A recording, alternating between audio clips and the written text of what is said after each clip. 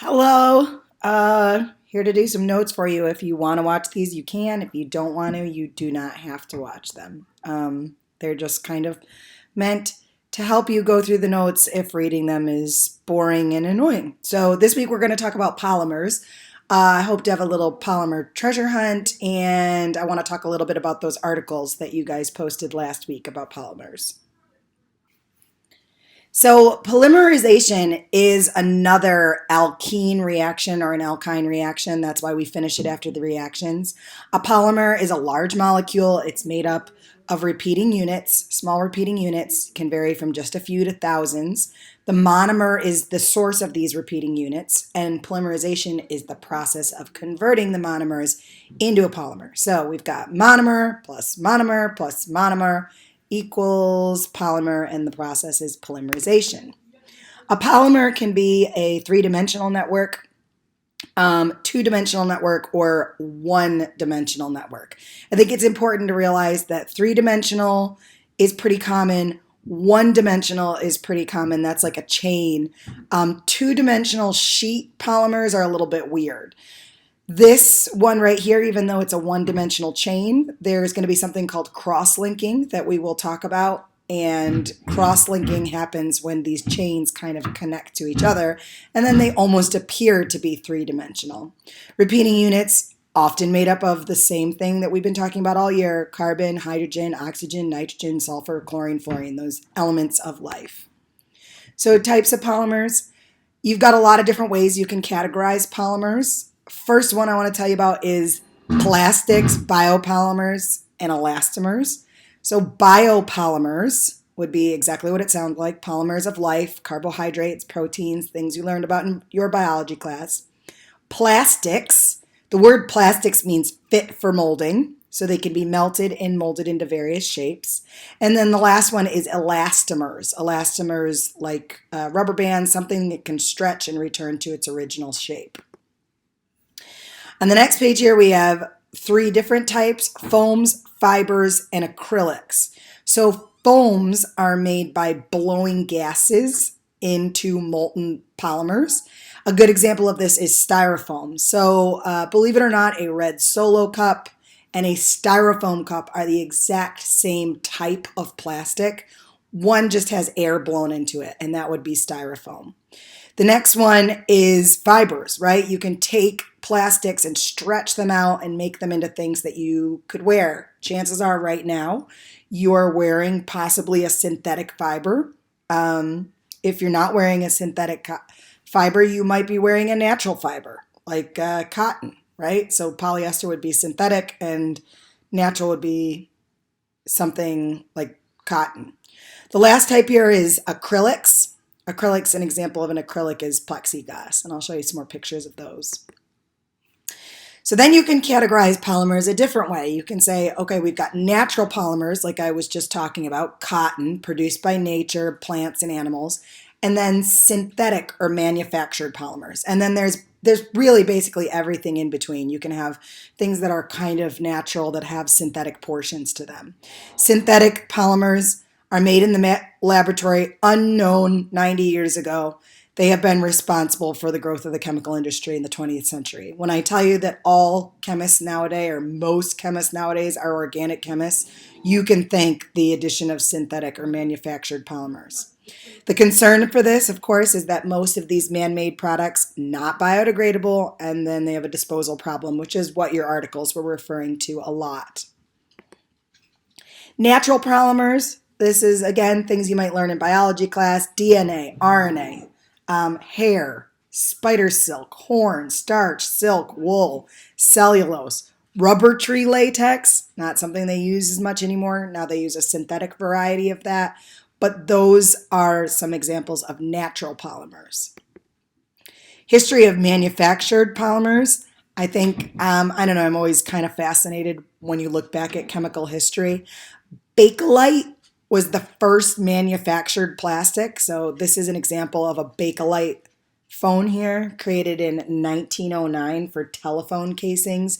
And it very soon grew into plates and cups and everything that you could imagine them making plastic out of. The first manufactured polymer fiber was rayon. And rayon is actually, it's rather close to cotton. If you have anything made out of rayon nowadays, which they do, they sell a lot of it, it's pretty cheap. It shrinks really easily, so it has that kind of downside to cotton, but they can make a lot of it for really cheap. And then nylon was invented in 1935 while pursuing a synthetic spider silk. So nylon actually has a lot of really great properties. As far as manufactured polymers go, there's two different types. You've got thermoset polymers and thermoplastic polymers. And these, I think this is the most important thing nowadays to kind of understand the difference between. A thermoplastic, they're one-dimensional, and they can be melted down and remade into things, right? So plastic bottles, cups, fibers that can be melted down. All of these are thermoplastic plastics. These are the plastics that we're going to find to be easier to recycle. A thermoset plastic is a three-dimensional network that you do not have to melt once it's formed. It usually has at least a two-part adhesive process that brings it together. Sometimes they can have up to three things that you have to put together. But the simplest form of this is something called an epoxy resin.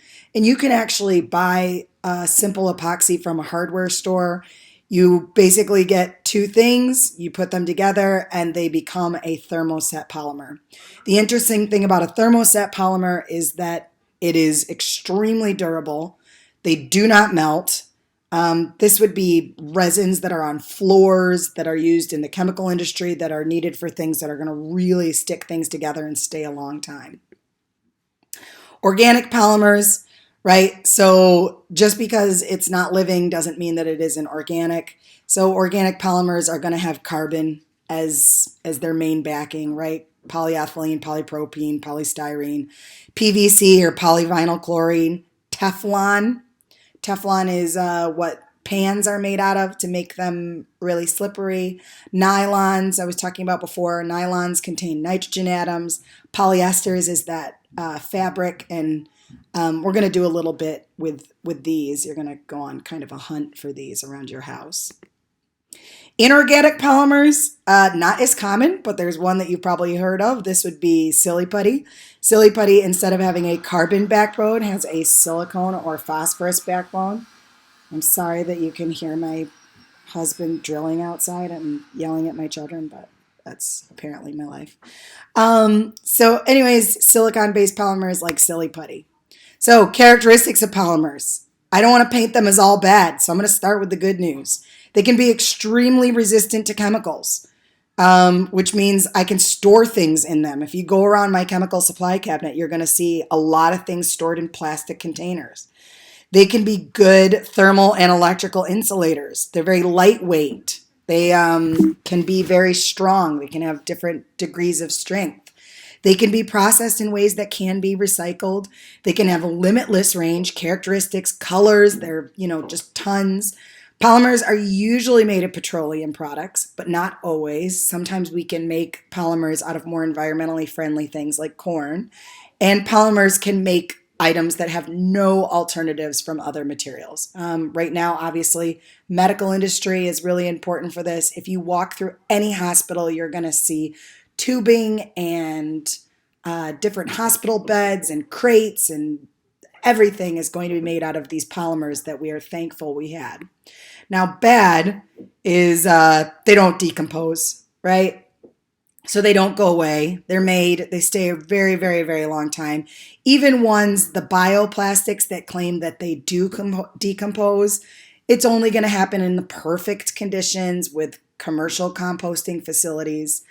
And then, of course, my second issue with polymers is kind of I call it the myth of recycling. Everybody thinks recycling is really great and does all these wonderful things, but we're going to take a look at recycling isn't really as great as it seems.